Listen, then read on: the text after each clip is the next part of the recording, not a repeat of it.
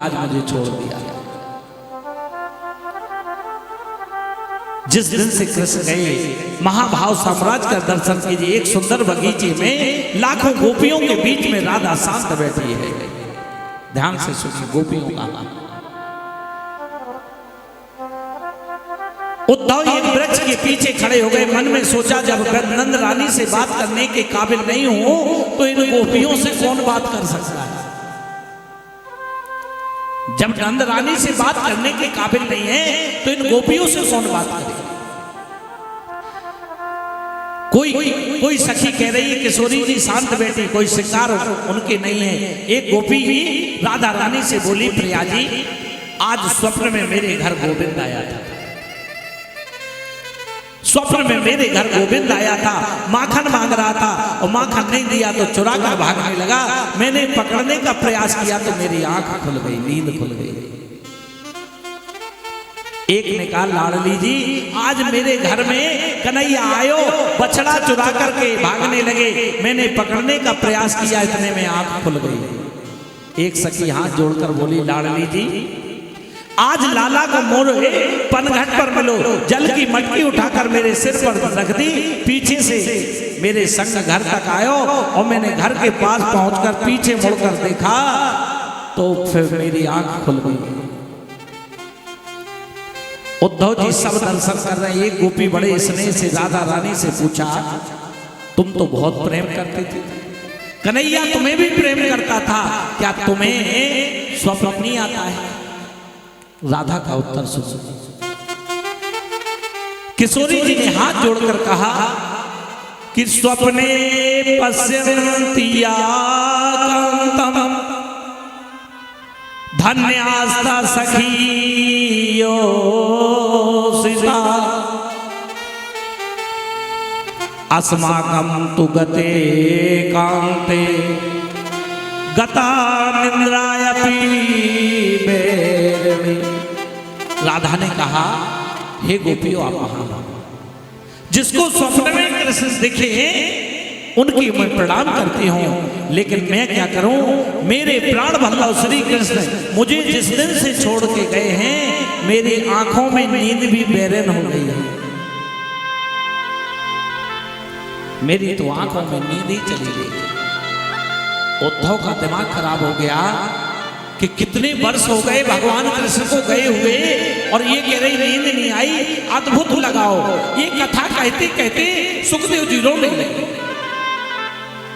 इस ग्रह की कथा को कहने की किसमें सामर्थ्य है। सुखदेव के नेत्रों से जल वर्षा होने लगी। उद्धव जी ने सोचा हे भगवान प्रभु को ब्रज से गए कई वर्ष हो गए, सखियों से इतनी वार्ता हो रही थी। एक गोपी तुरंत राधा रानी से कहा क्यों रोती हो उसकी याद में। बिल्कुल मत रो, रो वो भी नहीं है लेकिन कह रही तुम बिल्कुल मत रो, क्यों रो रही हो उसकी याद में। प्रेम में कभी क्रोध भी आता है, अनुराग भी आता है। ये काले बड़े कपटी होते, कालों के पीछे मत पड़ो।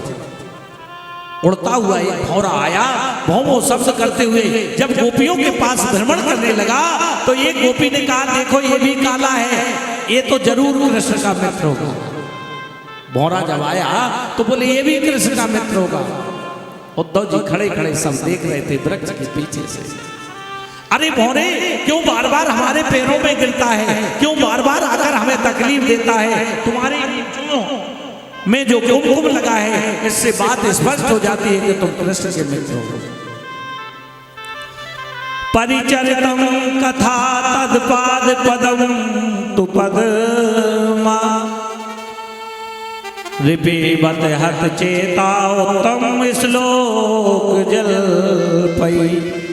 उसी कपटी कृष्ण के दूत हो हम सब जानते हैं, और वो आज का नहीं जन्म जन्मांतर का कपटी है। भौरे से बोल रही है धीरे ने। भौरे ने कहा देखो कपटी नहीं बोलना, मेरे गोविंद को कपटी मत बोलना और सब कुछ बोलो। क्या बिगाड़ा था बेचारे। तब एक गोपी कहती है तिरछी निगाह से कि सुन क्या बिगाड़ा था बेचारे बाली ने, छुप करके बाण मार दिया। तीन बिलात के बोना बन करके बलि को ठग लिया। क्या बिगाड़ा था, सूर्पणखा ने प्रेम ही तो किया था, नाक कान काट ली। अरे भ्रमर, इस कपटी कृष्ण ने जिस किसी ने भी प्रेम किया उसे धोखा ही मिला है। मोरत ध्वज ने प्रेम किया, बेटे को आरा चलाना।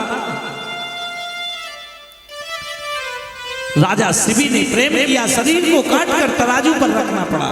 लेकिन भौरा हम सब कहते हैं, ये गोपी कह रही हाथ जोड़, मुझे दुख तो जरूर है, लेकिन हे भौरा तेरे प्रणाम करती हूँ, ये शिकायत जो मैं कह रही हूँ जाके कन्हैया से मन में। तुरंत दूसरी गोपी हाथ जोड़कर बोली, भ्रमर हमने जो तुमसे कहा मथुरा में श्री कृष्ण से मत लेना। कन्हैया ठीक है, कृष्ण आनंद से हैं, हमारी याद करते हैं कि नहीं? यदि एक बार वो हमें स्मरण कर लेंगे तो हम समझेंगे हमें सब कुछ मिल गया, भौरा चला गया।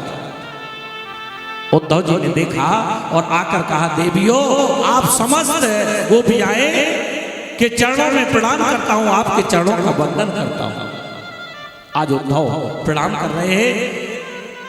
निवेदन केवल इतना है, श्री कृष्ण के प्रियतम मानकर आप पूज रही हैं, वो तो कृष्ण साक्षात ब्रह्म है जिन्हें आप पूज रही हो। शरीर मानकर वो तो ब्रह्म है, तुम तो ज्ञान का भजन करो, कल्याण हो जाएगा। ब्रह्म का हाथ नहीं होता। एक बार जीव की वृत्ति निर्गुण बन जाए, एक बार जीव का मन निर्गुण ब्रह्म में लग जाए तो भटकना खत्म हो जाता है। इसलिए मन को ब्रह्ममय बनाओ, मन को ब्रह्म में लगाओ। एक गोपी ने टेढ़ी नजर से देखा और देख करके बोली, उद्धव ठीक बोलते हो, मन को ब्रह्म में लगाए पर किसी के पास मन हो जब तो। एक मन था जो कृष्ण के साथ था कि उद्धव मन ना रहे 10-20,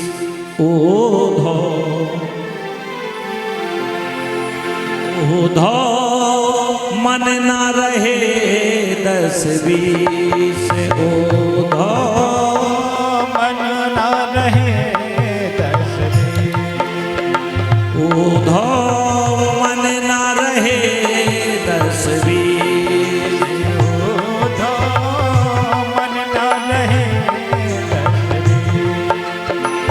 के हाथों सो गयो श्यामो शरण, एक हाथों सो गयो श्यामो शरण।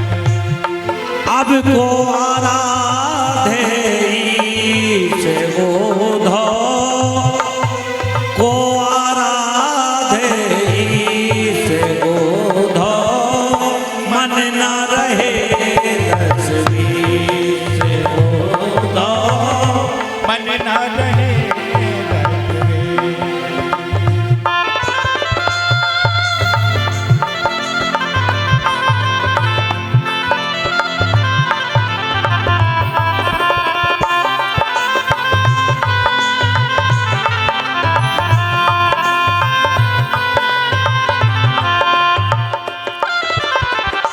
एक मन था जो कृष्ण के साथ चला गया।